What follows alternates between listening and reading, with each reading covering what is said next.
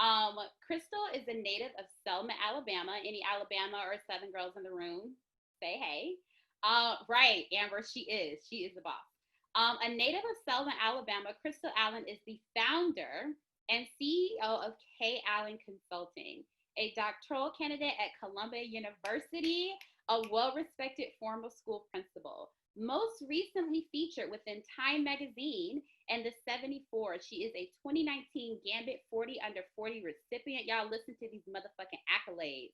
She is a 2019 Aspen Institute Ideas Festival Scholar, the 2016 Urban League of Louisiana Activist Award recipient, and serves as a member of the board of directors of KidSmart, Success at Thurgood Marshall Charter School, and the Selma Center for Nonviolence. Y'all, sis is doing it. Having started as a one-person part-time job to evolving and scaling to be a 8-member global consulting agency serving 5 countries within the education, nonprofit, and business space. K. Allen Consulting LLC provides customized professional development services, thought leadership, and philanthropy to its clients and Black and Brown community initiatives. A first-generation college graduate, Krystal earned her BA from the University of Notre Dame, MED from NLU Chicago, and is currently completing her doctorate in K-12 Urban Education Leadership at Teachers College, Columbia University. Krystal's lived experiences and work fuel her commitment. I'm just finding her right now. There we go.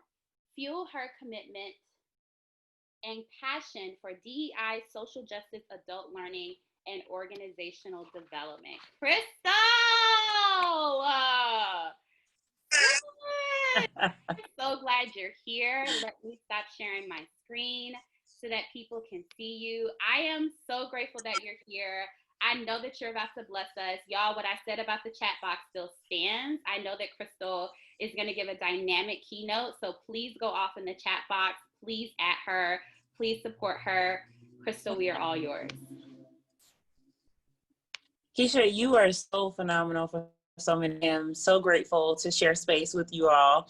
And, first of all, I want to say good afternoon to everybody. It is even honor to not only be in this space, but to be alive, y'all, honestly, with every single thing that's happening in the world around us. And so I want to honor the space by sharing a few things that are on my heart as it relates to the importance, I would say, of freeing ourselves as we think about what it means to create our own table.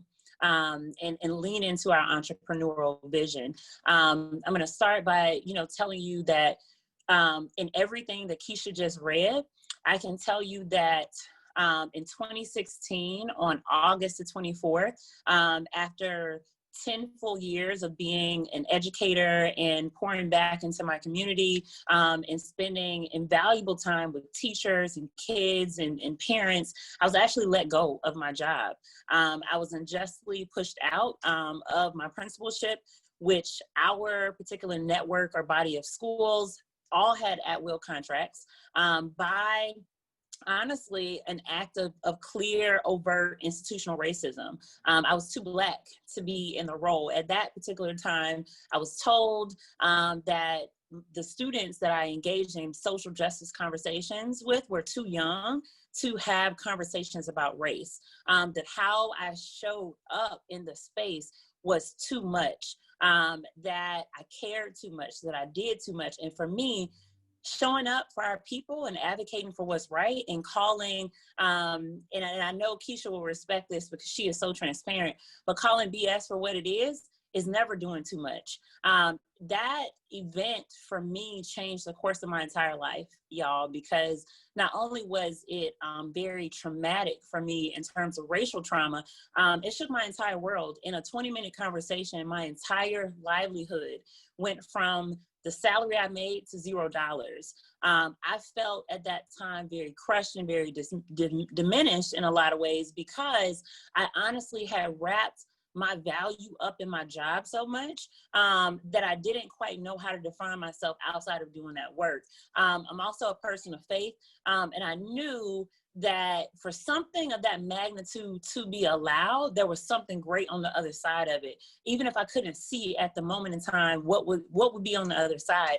My grandmother told me in the immediate aftermath, baby, don't go take another job for anybody else because, and she is a Southern Black Alabama grandma.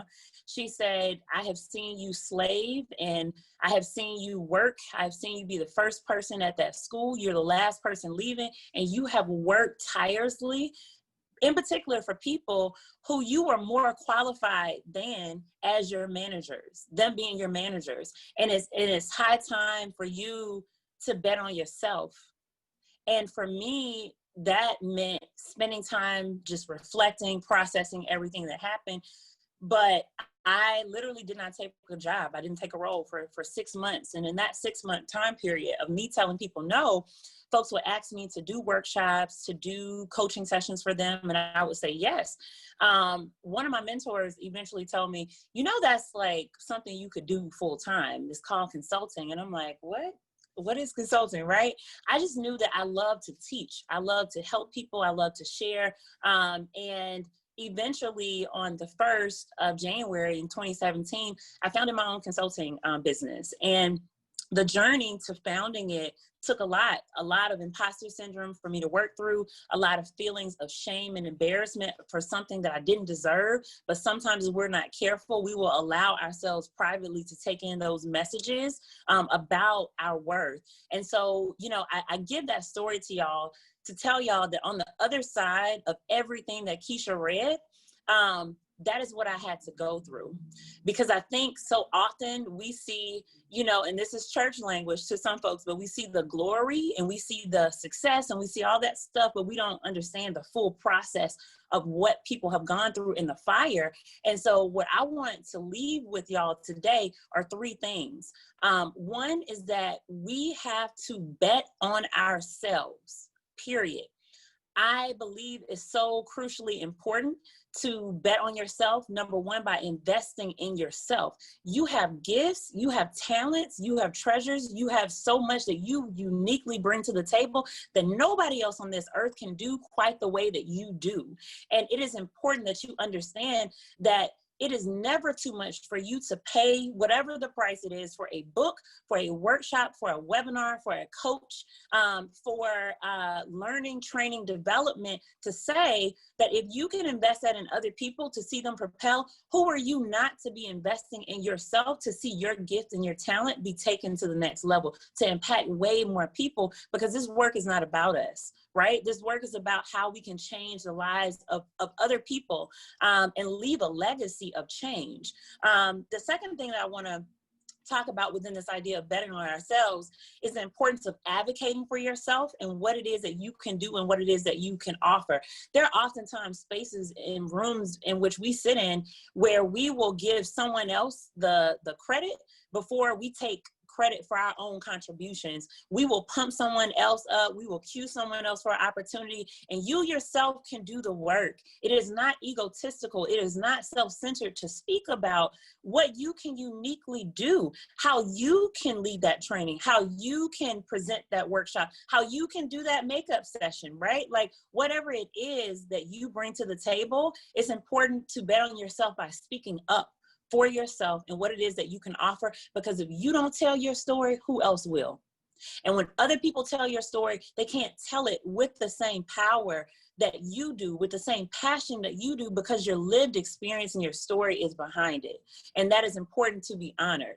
I would say third, within this idea of betting on yourself, it's important to cheer yourself on. And cheer yourself on when no one else, will. I remember, being a principal, and I was nationally featured and did a lot of cool things. And, people are like, go girl, Black girl magic, all of this. I lost my job. Those same people I didn't hear from. They were ghosts. And they didn't reemerge, some of them, until I reemerged, so to speak, in a very successful light. And now they want to do coffee, and now they want to connect. I don't hold any grudges against people, but I never forget. And so I engage with you in the way that you've engaged in me, right? I mean, engaged with me. And part of it is that in the midst then of silence, in the midst of someone not telling you a good job, and that's great that you went and got your LLC and all of this, how are you patting your own self on the back and saying to yourself, you did that. You didn't have one yesterday and now you have one. You got your website. Yes. You got a logo. Yes. All of that, those things are not small. Those are things that we have to celebrate along the way because the small wins matter. And honestly, a lot of people can ultimately be in your face, but not necessarily be in your corner. So you have to be discerning that once the fruit begins to manifest, that you don't forget the process of the folks who have been cheering you on. But most importantly, understanding that the most important cheerleader is you for yourself.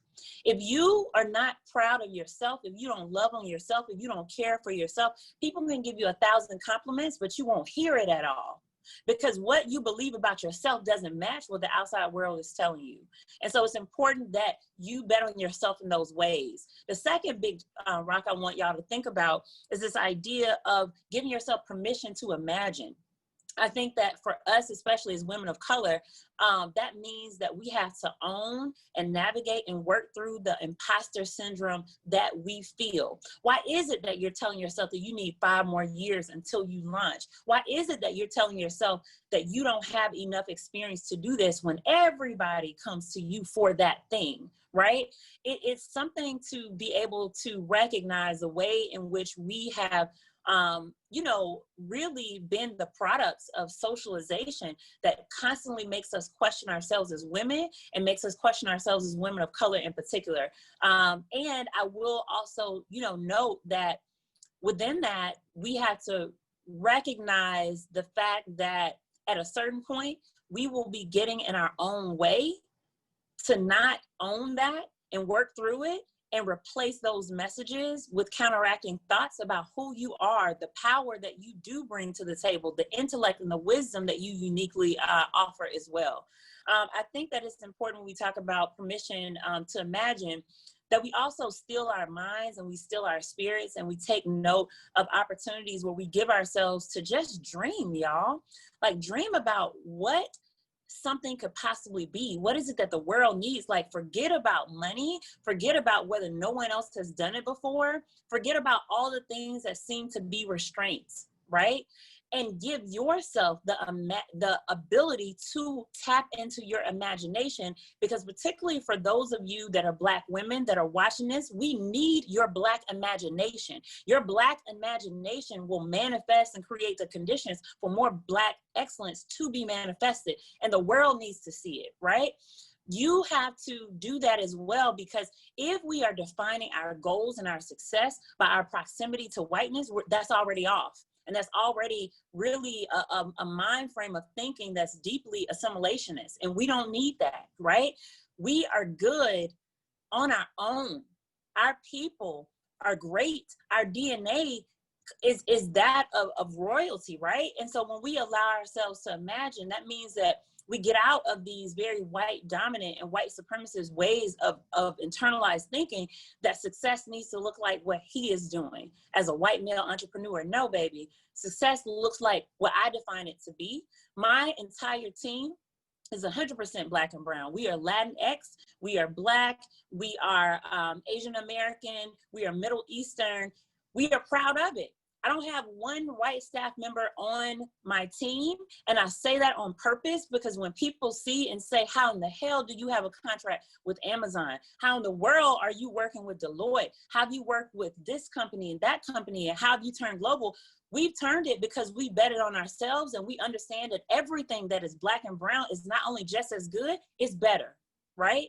And so the ability to lean into that unapologetically will attract everything that we need. And that's important symbolism as well, so that people don't believe that you have to operate a certain way, speak a certain way, look a certain way. I have natural hair as a Black woman-owned consultant, right? in spaces that our ancestors would not have dared to be permitted to be in. And so you don't have to change the essence of who you are to lead boldly, because the world needs you to show up just as you are. The last point I'll leave you with in terms of this idea of freeing ourselves is the ability to trust the process, right? There are some of us who have a similar story to my own. You too have been pushed out unjustly of a role. You too are going through some type of unjust work climate conditions. All of that is happening for a reason, because I can tell you that I would not be the woman I am. I would not be the leader I am. I would not be the entrepreneur I am today had I not gone through what I had gone through. I needed that to propel me into where I am now. So don't despise what you are going through. Take the lessons from it. Allow it to make you wiser, stronger, and better. Fight back, advocate, but allow it to make you better and not bitter. And there's a huge difference with that, right? I think that it's important for us to understand that success does not come overnight, right? It takes years of being a student of your craft. It takes you leaning into your A game. Even if you're not paid $5,000 to do the job, you can be paid $500 and you need to give them a $5,000 product. That is how you get to the next level, because that is called integrity in your business, in your work, right? That we are invested in high quality no matter what, because your integrity and the work that you do, ladies, will speak for itself. Doors will open, not because you're touting about how people just need to work with you. It is because when people experience the work, they will be transformed by it, and they will be walking billboards of what it is that you brought to the table. And so I encourage you in this process to work incredibly hard, right? To understand that every piece of fruit that you imagine that you want is going to take hard work to make it happen, right? That your first no shouldn't be a reason for you to shut down. If I told you how many no's I've gotten to get to this point, you'd be like, the hell? Yes. And the ability to still bet on myself, because your no is not my rejection.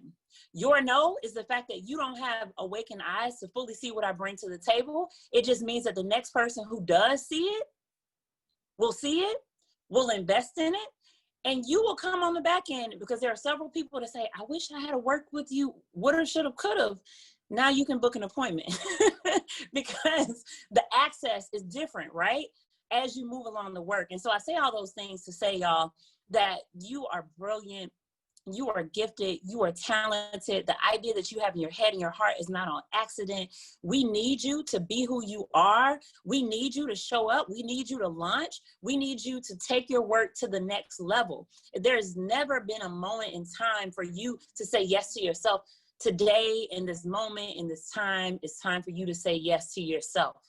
Bet on you. Invest in you. Believe in you. Speak life over yourself. Cheer yourself on. You don't need external validation to walk into your greatness. Just do it. And we need you to do it.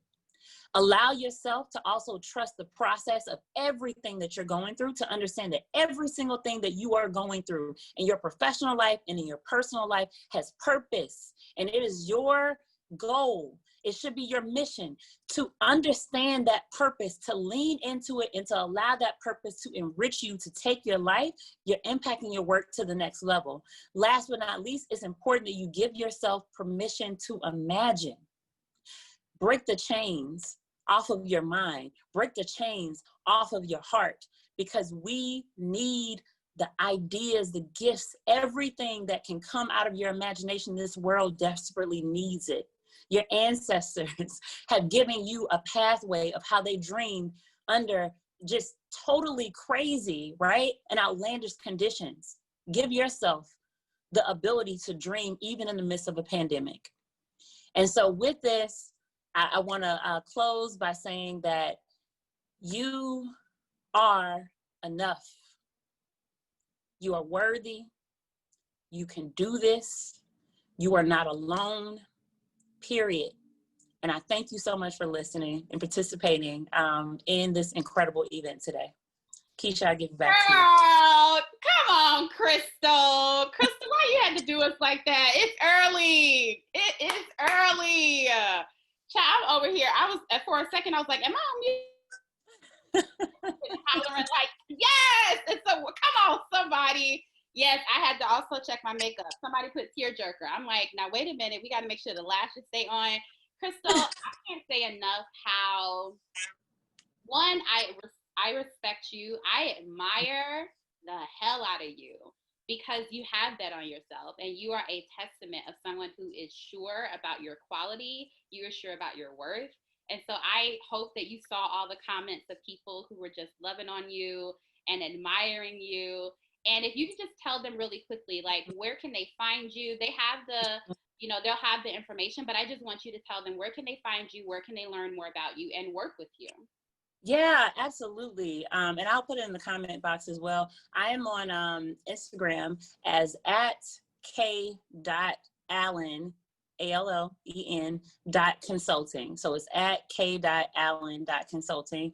Our email address is info@kallenconsulting.org. And so if you are in an organization and you are looking for any type of professional development, workshops, webinars, we designed them on all types of topics, DEI, diversity, equity, inclusion work, anti-racism, change management, leadership development, you name it.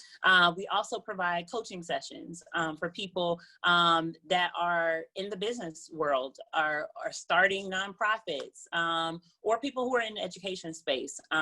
We provide strategic planning, and we also design curriculum and frameworks for folks. So we do a number of things, but that's primarily where I would drive people. On Twitter, it's at K, a little, why is my mind going blank, the little space, right? Allen, again, the space, consult. And we would love for you to shout us out, on Instagram. We'll repost for sure. And also on Twitter. But thank you so much, Keisha, for this space and this time. I love us. I love you. And I thank this community for being present to listen to this message today. All right. Thank you so much, Krystal. I hope you have a great rest of your day. Y'all follow her, at her, all that beautiful stuff. And I wish you the best. Thank you so much. Thank you.